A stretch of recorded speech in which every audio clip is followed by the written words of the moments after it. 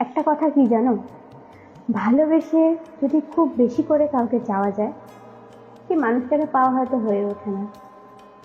তাকে ঘিরে হাজারো স্বপ্ন, হাজারো আশা, সব কিছু যখন সে এক নিমিষে এলোমেলো করে চলে যায়, তখন অপোজিট পার্সনটা হয়তো সেকেন্ড টাইম আর ভালোবাসতে পারে না। আর ঠিক সেই সময় তার মুখে শোনা যায় যে এসব প্রেম টেম আমার দ্বারা হবে না। কিন্তু এই কথাটার পেছনে কতটা কষ্ট, কতটা না পাওয়ার যন্ত্রণা, সেটা বাকিরা বুঝবে না, এটাই তো স্বাভাবিক।